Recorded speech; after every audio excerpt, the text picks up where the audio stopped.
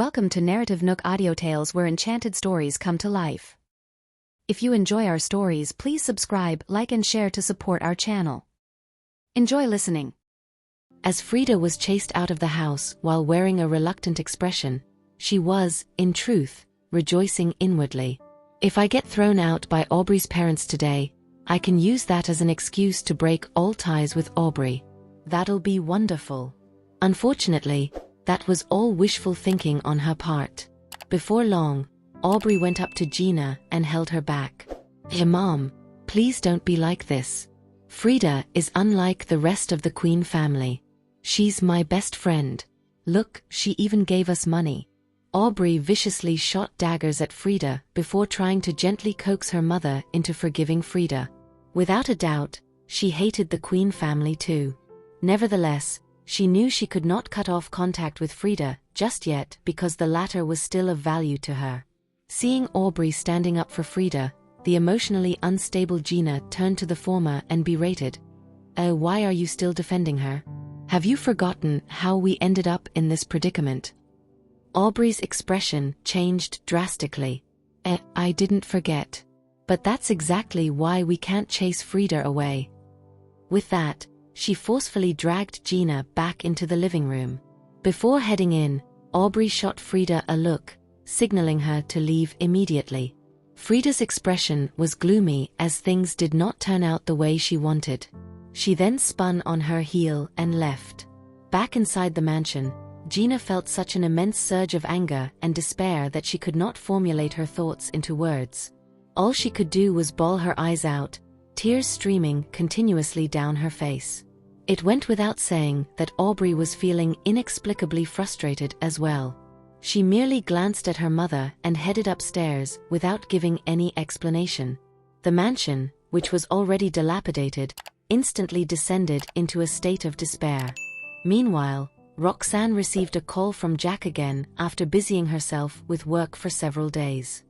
"Miss Jarvis, do you remember the new drug that I mentioned earlier? The one I'm planning to research and develop?" Jack's cheerful voice sounded from the other end of the line. Roxanne, who was too overwhelmed by work, only recalled that they had previously talked about that subject after hearing Jack's reminder. Do you need my help?" She left the research area and found a quiet spot to take the call. "Collaborating with the Damaris family will greatly benefit the development of our research institute in Chronicles."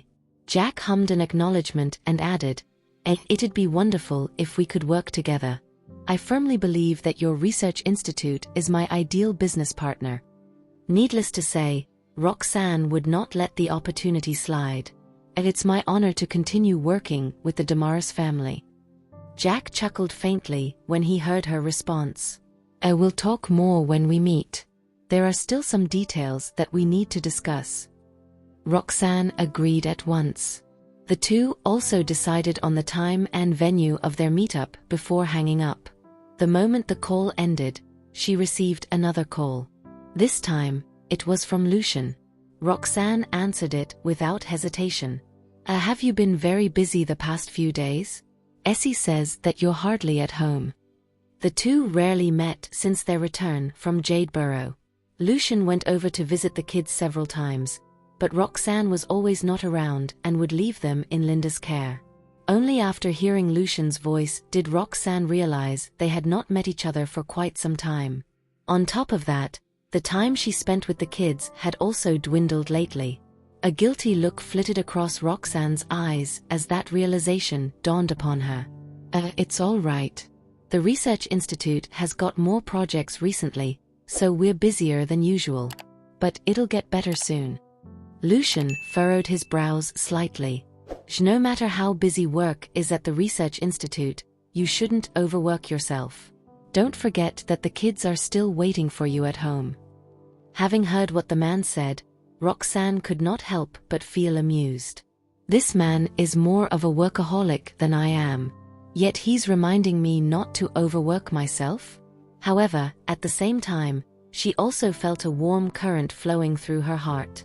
Lucian had mentioned visiting Roxanne in the past few days, but she rejected him by saying she had work to do.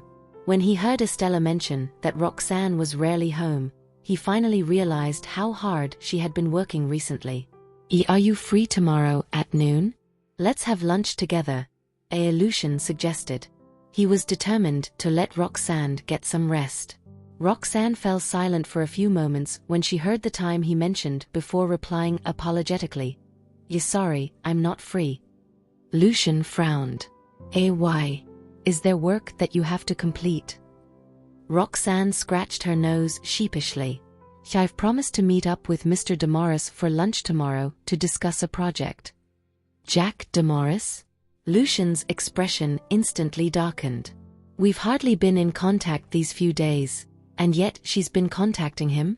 What the elderlies from the nursing home said echoed in Lucian's mind once again. After all, he and Roxanne did not work in the same industry. Plus, the woman was a workaholic, causing their quality time together to minimize. Lucian felt threatened when he realized that. Taking note of the man's silence, Roxanne softened her tone and explained. I want to stay in Chronicles and be with Essie. Hence, I was thinking of expanding the research institute. A collaboration with the Damaris family would be of great help to the development of our research institute. Naturally, Lucian would not stop her from expanding her career. Although he was unhappy when he heard her say that, he had no choice but to relent. All right. I'll invite you to lunch another day then. I hope you won't keep rejecting me. Roxanne was surprised, for she did not expect him to give in that easily. Momentarily stunned, she agreed with a smile. After ending the call with Roxanne, Lucian called the 3 children and asked them for a favor. The children were quick to agree. The next morning, Roxanne saw the 3 children sitting on the couch when she went downstairs. She was understandably surprised when she saw them. What's wrong? Recently, she had been getting up earlier than usual to go to work, and the children would usually only wake up and bid her goodbye when she was about to leave. I wonder why they woke up so early today. The 3 kids flashed her adorable smiles. Mommy, will you be busy today too? Roxanne patted their heads apologetically and said, sorry for not spending enough time with you these days. Let's all go out and have fun after I finish work. The children nodded. Estella, on the other hand, stared at Roxanne's neck with wide eyes. Roxanne couldn't help frowning in confusion and reached up to touch her bare neck when she met Estella's gaze. Essie, is there something on my neck? Pouting, Estella replied unhappily, Mommy, why aren't you wearing the necklace? Roxanne was taken aback by the little girl's question. She then quickly returned to her senses and understood that Estella was referring to the necklace that Lucian gifted her. It's not convenient for me to wear jewelry when I work, as she patiently explained to Estella. However, the girl was stubborn. Mommy, is it because you don't like that necklace? Roxanne subconsciously shook her head. Then it's because you don't like Daddy. Estella pouted in aggrievement and lowered her head pitifully. Mommy, please don't hate Daddy. Roxanne was utterly confused as she stared at Estella. I've explained everything to her, but she doesn't seem to understand. Since she was in a hurry to leave and didn't have the time to comfort Estella, she had no choice but to give in and went upstairs to wear the necklace. A smile crept onto Estella's face when she saw Roxanne wear the necklace. The reason Roxanne did not wear the necklace was that it was indeed inconvenient. When she arrived at the research institute, she took off the necklace and kept it in the pocket of her jacket. After bustling around for the entire morning, Jack suddenly called during lunchtime, telling her something cropped up.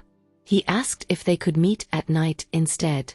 Roxanne did not think too much about it and agreed. When evening came, Roxanne exited the research institute to find Jack waiting for her by the entrance. I'm so sorry. Something happened at the company this afternoon, and I couldn't leave. Jack apologized as soon as he saw her. Unbothered, Roxanne smiled. That's okay. Work is more important. Are we still going to the restaurant we reserved yesterday? You go ahead. I'll follow behind. With that, she turned and made her way toward her car. The look in Jack's eyes turned gloomy as he watched her approach her car without hesitation. He said nothing and got into his own car. Both cars drove off from the research institute. The restaurant was nearby the research institute, and the two of them arrived within 10 minutes. Jack had already reserved them a table near the window. Roxanne took off her jacket, and in the process, the necklace fell out of the pocket and landed right beside Jack's feet. Jack picked it up and glanced at it before shifting his gaze to the person before him. His words seemed to insinuate a deeper meaning as he commented, "Yeah, this necklace doesn't seem like your style." Roxanne was taken aback. Indeed, if she were to buy a necklace for herself, she would not have purchased such a lavish design. However, she didn't see a need to explain to Jack where the necklace came from. As such, she merely grinned and did not reply.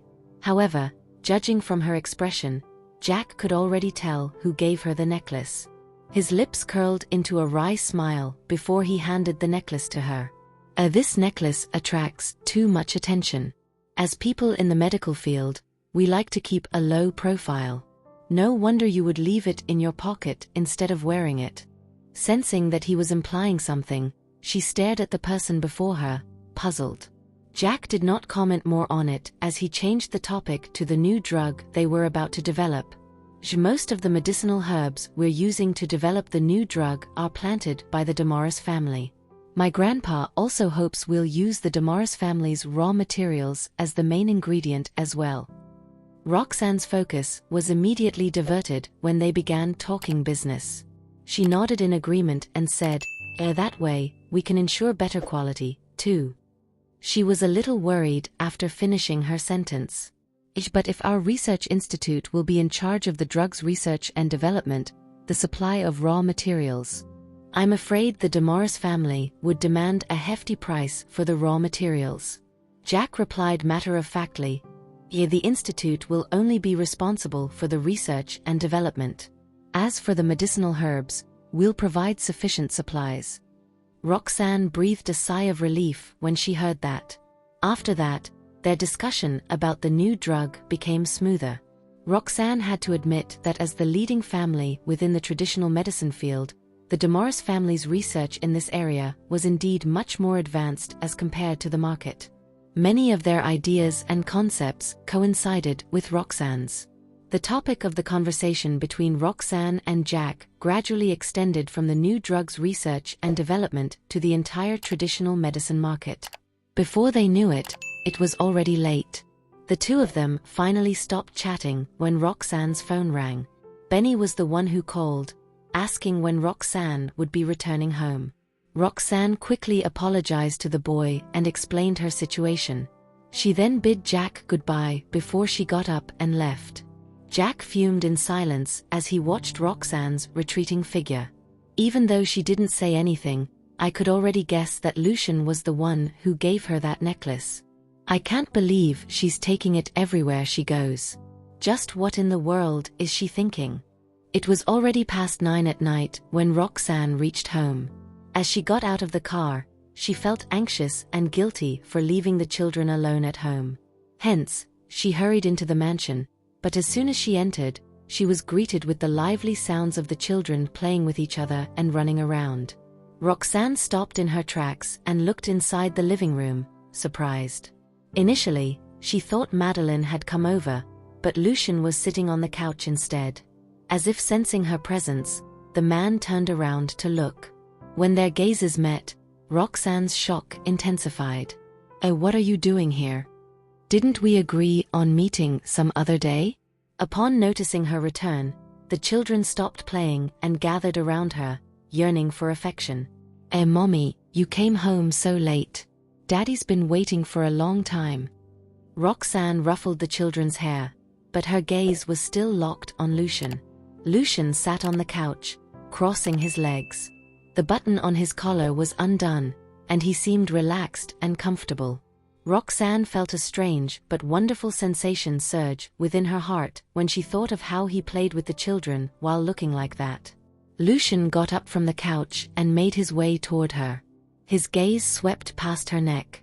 His expression darkened when he noticed her bare neck. "Didn't you say your appointment was at noon?" In the face of Lucian's gaze, Roxanne felt inexplicably culpable, although she hadn't done anything wrong.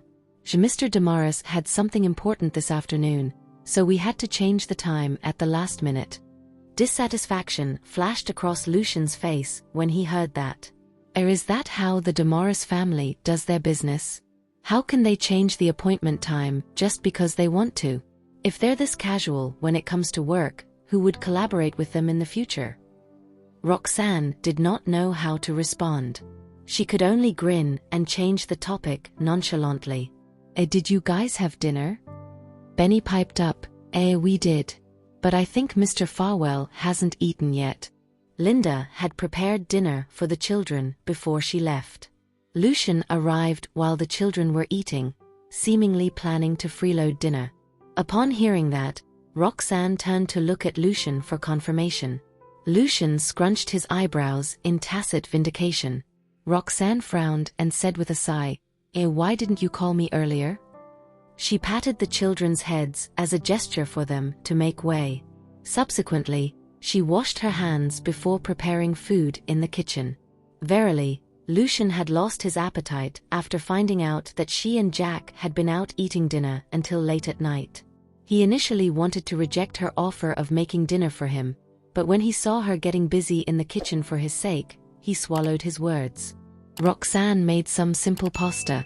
Earlier, she had been engrossed in her conversation with Jack regarding medicine and did not eat much. Since I'm preparing food for Lucian, I might as well make some for myself. The children approached and demanded to have some when they smelled the pasta's delicious aroma. Roxanne could only scoop some pasta for each of them, too. The sight of the family of 5 sitting around the dining table enjoying pasta at almost 10 at night made for a heartwarming scene. Only then did Roxanne remember to ask Lucian, why did you suddenly come over? Is there something wrong? Lucian glanced at her and replied, I'm here to see Essie. Roxanne nodded in understanding. In the next second, Lucian spoke again. Plus, I said I'll take responsibility. Since you haven't given me an answer, I can only take more extreme measures and court you a little more persistently.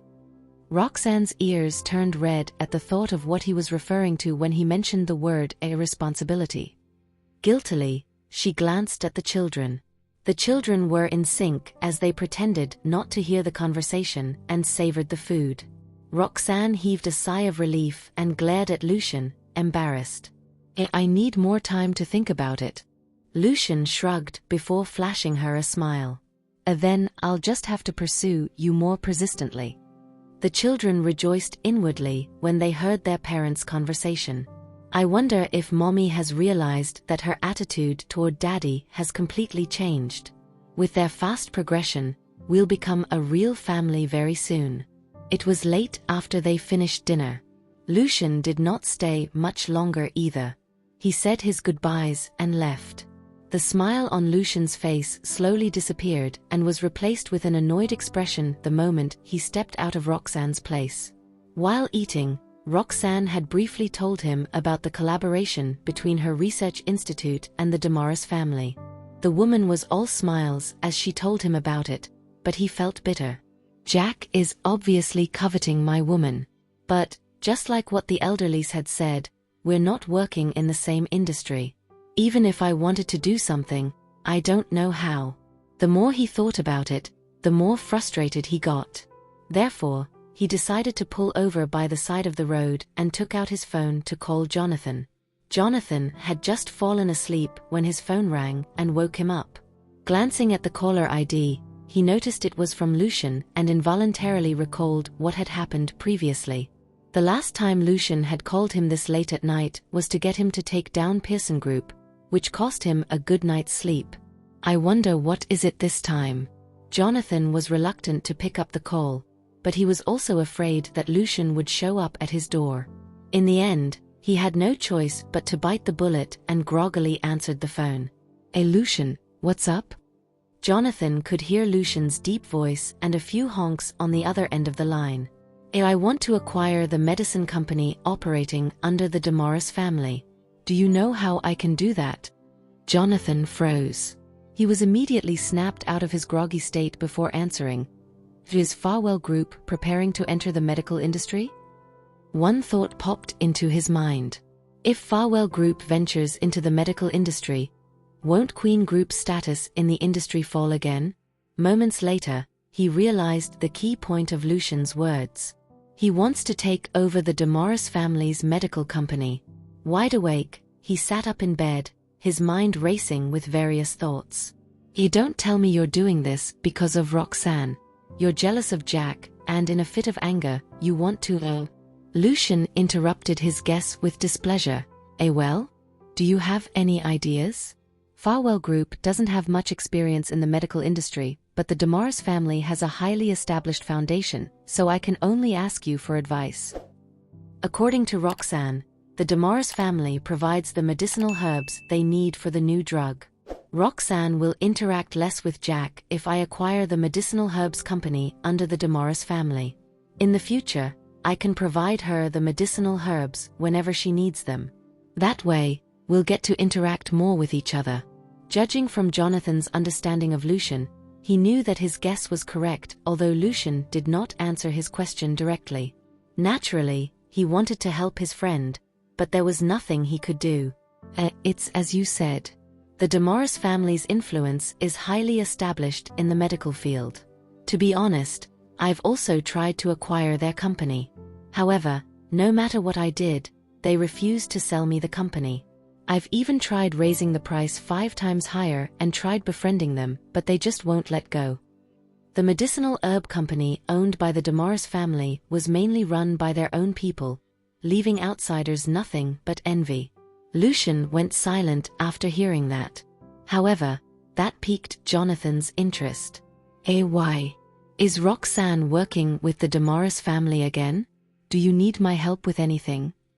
Lucian managed to detect the hint of derision in his voice and snickered.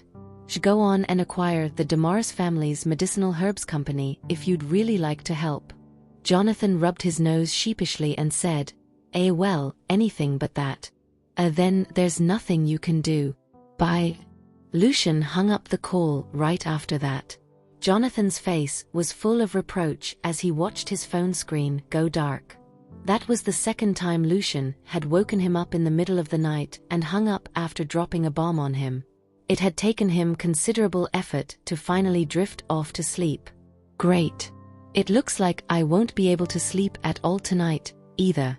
Jonathan lay back down in bed, scrolling through his phone as he attempted to fall asleep. However, a trending post on social media immediately caught his attention. The post read, "Breaking news. Roxanne Jarvis, the ex-wife of Lucian Farwell, was spotted secretly meeting up with the eldest son of the Damaris family." Jonathan initially thought his eyes were playing tricks on him as he crawled out of bed. He stared at the post for a few more seconds to confirm what he had read before he finally believed what he was seeing.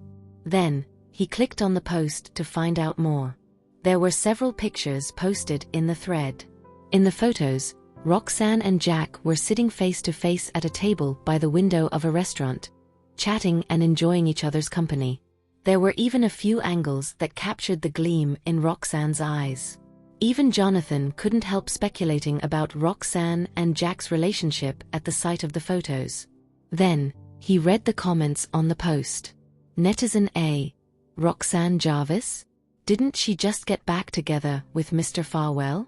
Netizen B. She didn't clarify the rumors regarding her and Mr. Damaris back then. Now, it seems like there really is something between them. Netizen C. I guess this is the perk of being a pretty girl. She can get 2 handsome, wealthy men falling head over heels for her at the same time. The comment section was full of slanderous remarks about Roxanne and speculations about her relationship with Jack and Lucian. Jonathan grew increasingly alarmed as he continued reading the comments. No wonder Lucian asked me that question just now. If it were another family, they would have collapsed like the Pearson or the Hightower. I have to say, Lucian has met a formidable opponent this time. I wonder what Roxanne thinks though. Sleep eluded Jonathan after he saw the post, and he immediately sent Lucian the link to the post. Meanwhile, Lucian just got back to the Farwell residence. Confused upon seeing the link Jonathan sent him, he asked, "What's this?" Jonathan replied, "Just click the link. Otherwise, you're going to regret it tomorrow morning." Lucian furrowed his brow when he read Jonathan's reply. He clicked on the link while washing up. The title of the post made him stop brushing his teeth abruptly. Following that, his face sank when he saw the photos inside the thread. He had to admit that both Jack and Roxanne were excellent doctors, and he believed Roxanne when she told him that they only met up to talk about medicine. However, he had never imagined that Roxanne would be so happy while she was with Jack. She had never smiled at him like how she did with Jack. Grabbing a towel, he wiped his face dry and walked out of the bathroom before sitting on his bed, scrolling through the comment section with a solemn look on his face. His face turned dark as thunder as he read the myriad of speculations about Roxanne's relationship with Jack. Caden was fast asleep in his bed when a phone call roused him. He glanced at his phone and noticed that it was a call from Lucian. He immediately sprung up from bed and took a few seconds to regain his senses before taking the call. "Mr. Farwell." Lucian's cold voice rang out. "Contact the Public Relations Department and order them to publicize my relationship with Roxanne. I want everyone to know about us." Shocked by Lucian's order, Caden was wide awake. What happened? Why does Mr. Farwell suddenly want to publicize his relationship with Mrs. Farwell? And in the middle of the night, no less? In a shaky voice, Caden uttered, "Mr. Farwell, Mrs. Farwell's 2 children's identities are unverified. I'm afraid that public opinion is not going to go easy on Mrs. Farwell and the Farwell family if you publicize the relationship." Lucian's face turned grim on the other end of the phone when he thought about Roxanne's 2 children. He knew he had Archie and Benny to thank for the current stage of his and Roxanne's relationship. If their biological father didn't turn up, he wouldn't mind treating the 2 boys as his own. Besides, they were about the same age as Estella. With that thought in mind, Lucian told Caden, "They validate their identities, then." Dumbstruck, he asked, "Are you saying, from today onward, they're the Farwell boys whom Roxanne took away when we got divorced back then?" Lucian stated plainly. His tone was flat and impassive, as if he was talking about something inconsequential. However, Caden was flabbergasted. He was aware of Lucian's feelings for Roxanne, but he never thought that Lucian would go so far as to acknowledge her children and even claim them as his own. What in the world happened? Before Caden could respond, Lucian's voice sounded again. "I want everyone to be informed about this by tomorrow morning." He hung up right after. Caden was caught in a dilemma as he watched his phone screen go dark. Do I really have to wake everyone in the Public Relations Department right now? In the middle of the night? Then again, it didn't seem like he had any other choice. Caden called the person in charge of the Public Relations Department first before checking his social media. He wanted to search for the rumors spreading online about Lucian and Roxanne. To his surprise, Roxanne's name popped up right after he opened his social media. After checking the trending posts, he finally understood why Lucian had ordered him to do such a thing. That was the second time Roxanne was entangled in such a widespread scandal with Jack ever since her return. Moreover, the public opinion on the internet was very much against Roxanne. Caden finally understood that Lucian was mainly trying to protect Roxanne. Then again, he reckoned that Lucian might have the intention to do so a long time ago. Upon realizing Lucian's aim, Caden started to act more proactively. The next morning, the public opinion on the internet did a 180. Farwell Group issued a statement in the middle of the night, stating clearly that Roxanne was the mother of the Farwell family's daughter. Besides, her 2 children were also born alongside Estella. However, out of consideration of the little girl's health issues, Roxanne decided to let the girl stay with the Farwell family and take care of the 2 boys alone. The internet was abuzz with heated discussions following the statement. One netizen commented, "The 2 boys are Lucian Farwell's. No wonder Roxanne brought them back to the country." Another commented, "As expected, she's the legitimate wife." For Lucian Farewell to issue an official statement on behalf of the Farewell Group. Looks like they're announcing their relationship to the public for real this time. Soon, some recalled Roxanne's previous scandal after reading the statement. One comment read, "So what happened between Mr. Farewell and Aubrey Pearson?" Another read, "Isn't that obvious? Aubrey is the homewrecker. She was the one who faked the rumors so Roxanne would give up on Mr. Farewell." One netizen replied, "But what about Roxanne and Jack? They had been involved in 2 scandals.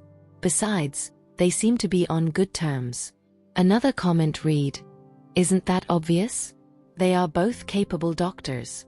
Besides, the recent medical consultations were all initiated by the Damaris family. It's normal for them to be on good terms." Many online users expressed their disapproval of Aubrey, while the rest offered their support and blessing to Roxanne and Lucian. Now that Roxanne and Jack's relationship was clarified, everyone thought Roxanne and Lucian were the perfect couple.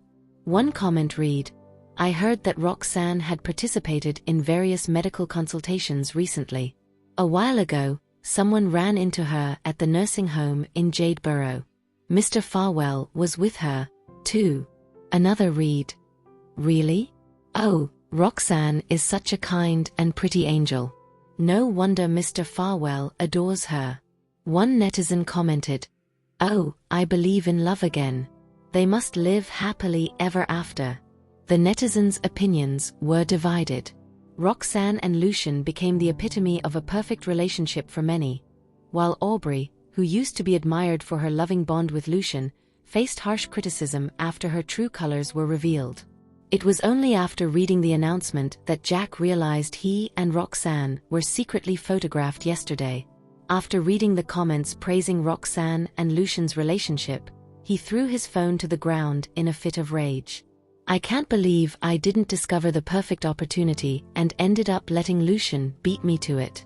If I knew what happened last night, I would have used it to my advantage and manipulated public opinion to sow discord between Lucian and Roxanne. At the same time, I'll also be able to win Roxanne's heart." Alas, it was too late now. Lucian had released the news to the public, and there was no way to turn back the clock. Jealousy filled Jack's heart as he read the one-sided comments online, and a crazy idea soon popped up in his mind. "Even if Roxanne ended up choosing Lucian, I can figure out a way to make her stay by my side. They'd better not drive me up the wall." Meanwhile, the boys discovered Roxanne and Jack's scandal online once it went viral. They also saw how the netizens criticized her. Enraged, they stayed up all night, determined to stand up for Roxanne against the online haters. At dawn, they were struggling to keep their eyes open yet still furious at the baseless speculations that had been made by those netizens about Roxanne. Benny balled his hands into fists and asked, Should I hack into the website and delete this post? I can then ban Mommy's name online so they won't be able to discuss her anymore. That way, Mommy won't be able to see the degrading comments. No one can criticize her online anymore." Archie's expression was grim. "Or if you do that, people will only think Mommy is hiding out of guilt." Hearing that, Benny harumphed angrily and furrowed his brows to figure out another solution. They were feeling helpless when they suddenly saw the notice released by Farewell Group. Jonathan couldn't get a good night's sleep after reading the discussion online. The following morning, as soon as he woke up, he grabbed his phone to check the public's reaction. He nearly fell out of bed after reading the statement released by Farewell Group. "Am I dreaming? I've been aware for a long time that Essie is Roxanne's daughter, but what did I just read? Could it be true that the boys were born at the same time as Essie? It appears that they are the same age, and it would not be far-fetched to suggest that they were born together. Why didn't Lucian tell me anything? If this is true, why would Lucian have to work so hard to pursue her when they could just be together as a rightful family?" Jonathan was confused. "I won't be able to focus on work if I don't get answers." With that thought in mind, he quickly washed up and drove straight to Farewell Group. "I must get answers from Lucian himself. If Lucian and Roxanne are indeed the parents of the boys, I am more than happy to present them with a generous monetary gift to commemorate the occasion. However, if that is not the case, Lucian is a lovesick fool. He accepted the boys as his own even though he isn't their biological father. This is highly commendable. Soon, his car rolled to a stop before Farwell Group. Jonathan hopped out of his car and strode into the building. He stepped into the elevator and happened to bump into Caden, who had just left the PR department. Caden's face appeared weary, with dark circles beneath his eyes indicating a lack of sleep. Despite his exhaustion, he managed to muster a polite smile as he greeted, Mr. Queen. Jonathan was busy thinking about the discussion online, so he merely gave Caden an absent-minded nod. However, a thought occurred to him, and he spun around to give Caden a perplexed look. What's with that statement that your company released last night? Lucian obviously didn't release that statement personally, so it could only be Caden. A wave of misery washed over Caden when he heard the statement being mentioned. He shook his head and said, You should ask Mr. Farwell. I was just carrying out his orders. Jonathan wasn't the only one who was curious, for the employees in the PR department kept asking the same questions last night. Caden could only tell them he had no idea. Fortunately, Jonathan didn't make things difficult for him and patted his shoulder in recognition of his hard work. Thank you for your effort. Caden exhaled a sigh of relief. I was just doing my job. They had only exchanged a few words when the elevator arrived at the top floor. Jonathan waited outside for Caden to report his arrival before he headed into Lucian's office. Inside, he saw Lucian seated behind his desk, his face unreadable. It was almost as if the heated debates and controversy that had been raging online had nothing to do with him. After he walked in, Lucian spared him a look and asked calmly, Why are you here? Jonathan strode over to him and plunked himself down on the chair in front of the desk. How dare you ask me that question? I want to know if the statement Farwell Group released last night was true. Are the boys yours? After asking that question, he stared at Lucian unblinkingly. Lucian remained unfazed. What do you think? Jonathan was baffled by his indifferent reaction. Carefully, he replied, I don't think so. They aren't mine, Lucian answered at the same time. Jonathan's jaw dropped open in disbelief. If they aren't his, why does he look so calm in comparison to me, who is freaking out? What are you thinking? He shot Lucian an incredulous look. If you want to help Roxanne by stopping the haters online, then you can just publicize your relationship with her and issue warning letters through your lawyer. Why would you do this? If it was revealed that the CEO of Farwell Group had claimed to be the biological father of his ex-wife's children even though they were not his, no one would believe it. It sounded pretty ridiculous, but that was exactly what Lucian did. If I only did that, the netizens will still assume the worst about the boy's father. Displeasure flashed across Lucian's eyes as he explained, the kids are innocent. If she's willing to marry me, it will only be a matter of time before the boys become mine, too. Lucian knew very well that the last thing Roxanne wanted was to drag the kids into her mess, so he was more than willing to solve the trouble for her. He meant what he said. The only way to stop the public from making malicious assumptions about Roxanne was to clarify the boy's background. Hearing that, Jonathan finally concluded that his friend was indeed a lovesick fool. It looks like we've underestimated him. Lucian doesn't fall in love easily, but when he falls in love with someone, he'll do anything for her. Wait. Jonathan soon realized something. Who is the father of the boys? He has never revealed himself. If he were to come across this statement, Lucian had made himself pretty clear through that statement. If the boy's father discovers it, he might use the secret to threaten Farwell Group. What should we do if that happens? A vicious look appeared in Lucian's eyes when the man was mentioned. He knew Jonathan's unease, for he had the same concern before releasing that statement. However, that concern paled in significance compared to Roxanne being the recipient of malicious comments.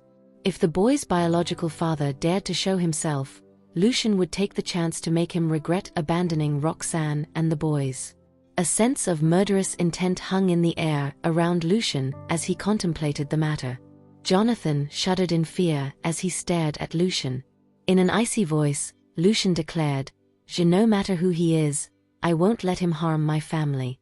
I'll make him regret abandoning them." Thank you for listening. If you have enjoyed this story, please like and share so others can see it too.